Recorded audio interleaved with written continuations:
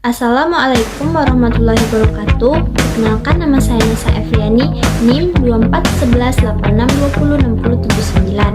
Baiklah, di sini saya akan menjawab pertanyaan dari Bapak Dr. Abduluddin, SPDI, MPDI, di mana pertanyaannya, sebutkan dan jelaskan serta berikan contoh minimal 3 mengenai pendekatan dan landasan filsafat pendidikan yang dapat digunakan oleh guru dalam pembelajaran di SD, serta berikan pendapatmu terkait kontribusi yang diinginkan dari pendekatan dan landasan tersebut dalam pendidikan di tempat tinggal Anda.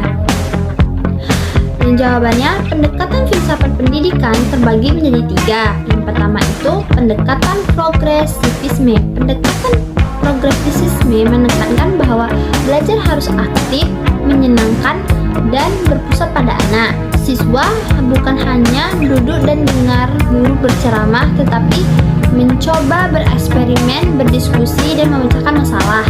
Contohnya, guru mengajak siswa melakukan percobaan sains sederhana, misalnya mengamati tumbuhan, atau belajar pecahan sambil membagi kue, tidak hanya lewat buku saja.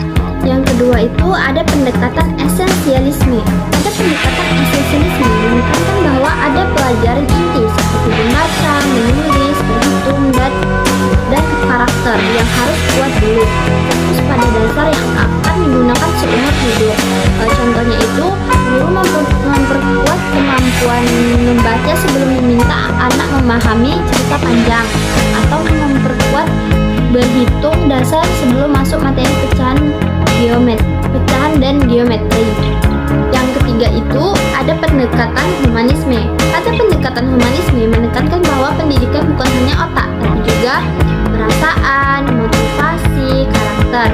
Siswa perlu diperlakukan sebagai manusia yang butuh dihargai. Contohnya, guru menyapa siswa satu persatu, mendengarkan masalah mereka, dan memberikan pujian pada mereka yang sudah berusaha, dan membuat kelas aman untuk bertanya tanpa takut diejek.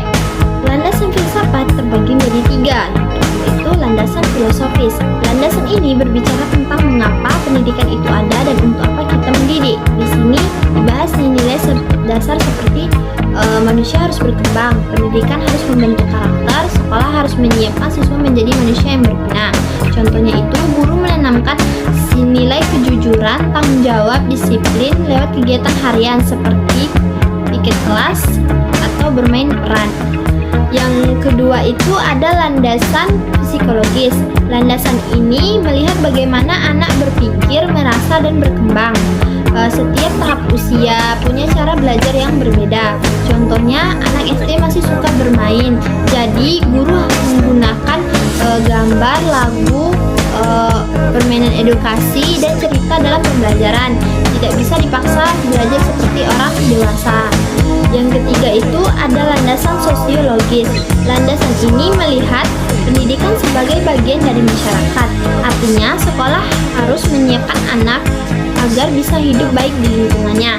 Contohnya, guru mengajak siswa belajar tentang budaya lokal, kerja sama, gotong royong, dan menjaga kebersihan lingkungan sekolah, atau ikut kegiatan adat. Baiklah, di sini saya akan memberikan pendapat terkait kontribusi yang diinginkan dari pendekatan dan landasan tersebut dalam pendidikan di tempat tinggal saya.